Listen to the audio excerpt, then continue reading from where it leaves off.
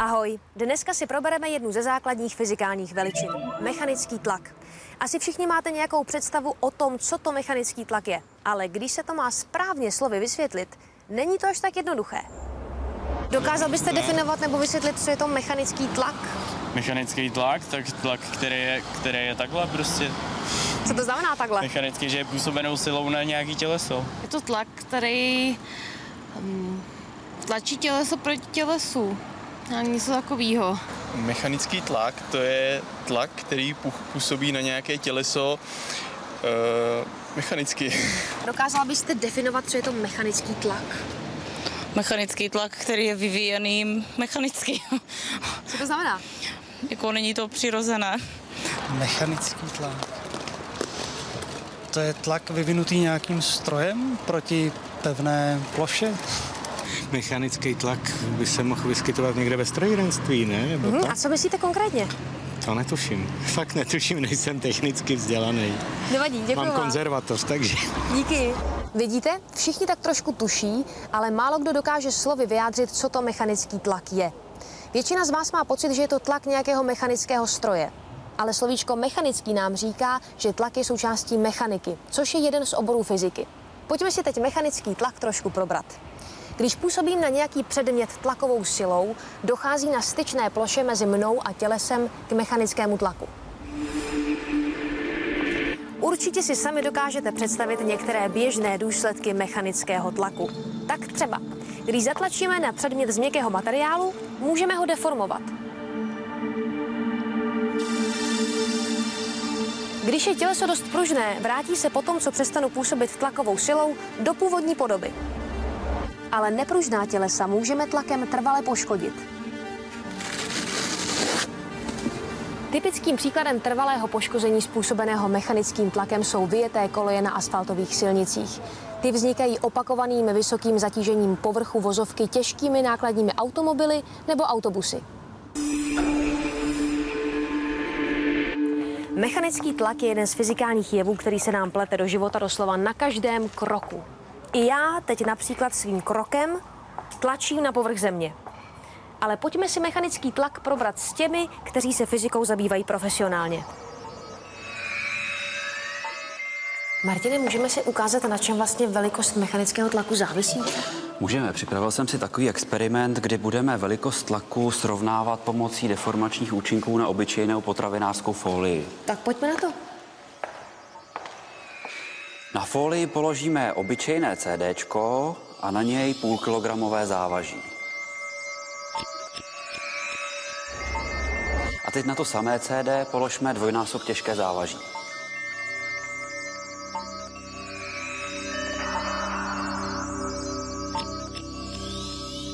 Já myslím, že je naprosto evidentní, že těžší závaží způsobuje větší tlak. Ano, čím je větší působící síla, tím větší tlak je vyvolá.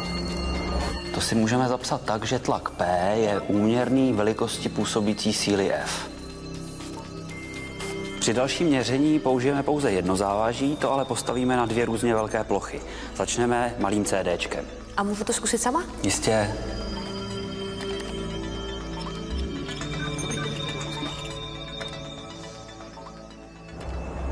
Teď na folii položíme klasické CDčko, takže stejná tíha na evidentně větší plochu. Kláro, můžu tě zase požádat? No jistě, práce se závažími pro nás ženy naprosto přirozená.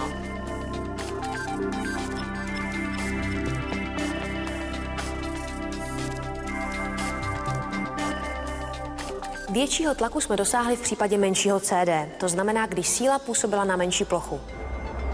To si můžeme zapsat tak, že tlak P je nepřímo úměrný velikosti plochy S. Když spojíme obě úměrnosti, dostaneme elegantní vzoreček pro výpočet mechanického tlaku. Tlak P se rovná velikost síly F dělená velikostí plochy S.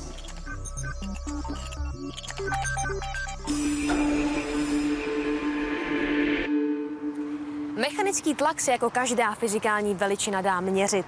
Jednotkou mechanického tlaku je Pascal se zkratkou PA.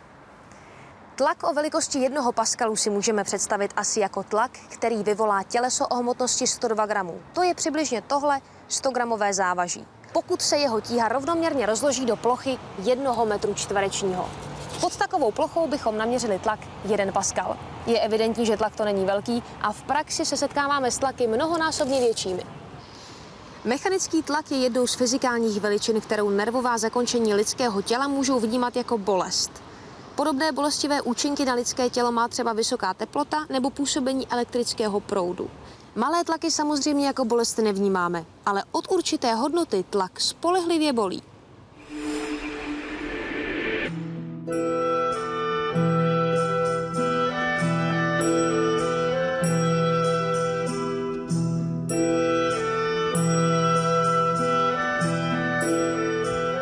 Petře, z kolika hřebíků je ustlané tvoje lůžko? Je ustlané ze 117 hřebíků. A kolik vážíš ty sám? Já vážím 60 kg. To znamená, že na každý hřebík připadá asi půl kila. To asi docela bolí, ne? No, není to tak hrozný. Tak pojďme na to.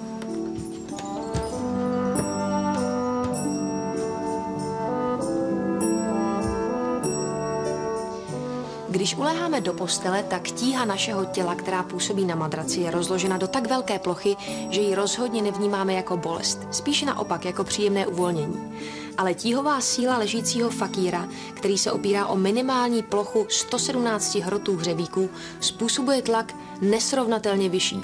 A to už má do příjemného poležení opravdu daleko. Petře, já opravdu nemám srdce tě kvůli fyzice takhle trápit. Já myslím, že můžeš slíst. Děkuju. To je v pohodě, klidně se na mě můžeš stoupnout. Co, fakt? No, klidně. To by bylo skoro kilo na každý hřebík.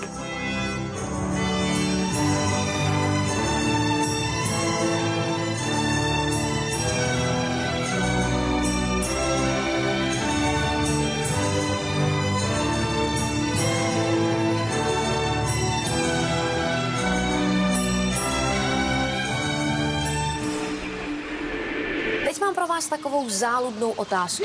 Myslíte, že by víc bolelo, kdyby vám na nohu stoupnul slon, anebo nějaká slečna jehlovým podpatkem? Když si to rozmyslíte, zeptám se pár lidí tady v pražské zoo. Myslíte, že by víc bolelo, kdyby vám na nohu stoupnul slon, anebo nějaká slečna jehlovým podpatkem? Myslím, že slon. Jo, a proč myslíte? No, protože by mi rozplat. No asi slon, že jo? A proč myslíte? No, protože je těžší. No, to asi ta slečna. A proč myslíte? No, protože ten slon má jemný ten došlap. Já bych si typla ten podpatek teda, že by to bylo jako hlubší a jednorázový. Tak asi slon. A proč myslíte? Protože to je větší váha. A zase ten jehlový podpatek je menší, takže to je jakoby, ten tlak je větší, že jo? Tak. Slečna jehlovým podpatkem. A proč myslíte? Myslím, že podpatek je ostřejší a slečna by měla být víc vychovaná, že jo? Slon, to je zvíře, ten za to nemůže. Správná odpověď zní, že víc to bude bolet v případě, že na naše nervová zakončení bude působit větší tlak. Ale jestli to bude v případě slona nebo jehlového podpatku, to musíme spočítat. A pokud jste dneska dávali pozor, měli byste to zvládnout už sami. Začneme slonem. Kolik váží nebo jakou má hmotnost takový slon? Tak naše slonice Šanty má okolo 4 tun. To máme zátěž 1 tunu na každou nohu, to znamená, tlaková síla sloní tlapy je zhruba 10 000 newtonů. Jakou plochu má sloní chodidlo? To nevím, půjdeme to změřit. Facebik. Šikovná, hogulab. To je šikula. Hogulab. Sloní chodidlo má průměr přesně 40 cm. Řekněme, že sloní chodidlo má tvar kruhu, takže plocha sloního chodidla je 0,125, což je 8 metru čtverečního. Když vydělíme tlakovou sílu sloní tlapy plochou jeho chodidla, vyjde nám 8 N na centimetr čtvereční, což je 80 000 paskalů. Záklon, výborně. Tak. Otočení. Otočení. Ahoj, Alice. Super, výborně. Ahoj. Můžu chviličku vyrušit? Určitě. Bude to kvůli fyzice. Kvůli fyzice, ale my fyziku netančíme. Nebojte, nechci po vás žádný nový tanec. Potřebuju zjistit, jakým tlakem působí tvůj podpatek na podlahu, případně na Michalův nárt. Nebudeme prozrazovat tvoji váhu, budeme počítat s tím, že průměrná štíhlá žena má 60 kg, to znamená 30 kg na každou nohu. To znamená, že tlaková síla tvojí nohy je 300 N. Můžu si půjčit botu, prosím, tvoji? Určitě. Děkuju. Podpatek má skoro přesně 1 x 1 cm, to znamená, že jeho plocha je 1/10 000 na metru čtverečního. Když vydělíme tvoji tíhu plochou podpatku, vyjde nám 300 N na centimetr čtvereční a to je 3 miliony paskalů. Takže i když je slon samozřejmě výrazně těžší než Alice, tlak pod jejím podpatkem je mnohem větší než tlak pod sloní nohou.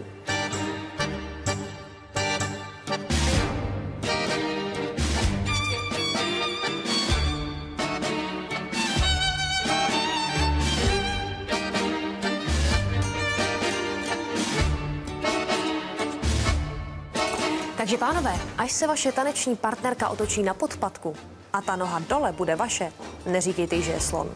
Od slona by to totiž bolelo 40krát méně. Auto, řekni mi, proč máš tak velká kola? No, auto mi asi neodpoví, ale kdyby mohlo, řeklo by mi, že je to proto, aby mělo větší styčnou plochu mezi pneumatikou a zemí. Protože čím větší plocha, tím menší tlak.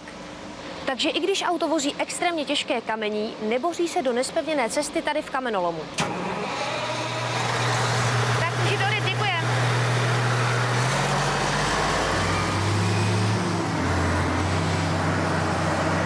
Ze stejného důvodu si staří horalové obouvali na boty takovéhle sněžnice. Zvětšili tím plochu svého chodidla a chodili tak vlastně po povrchu sněhové pokrývky.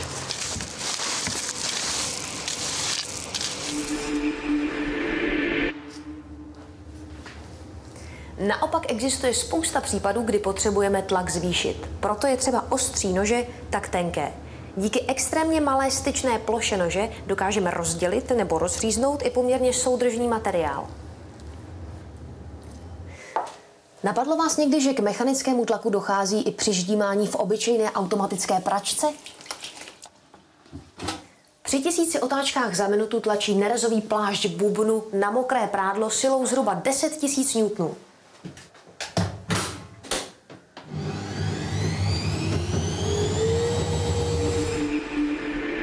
Stejné tlakové síly bychom dosáhli, kdybychom ta samá trička ždímali autem, které váží 1 tunu.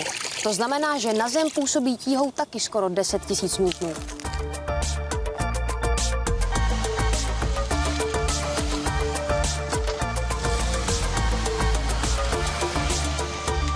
Trička na příští rande s fyzikou mám vyždímaná, dokonce 2krát.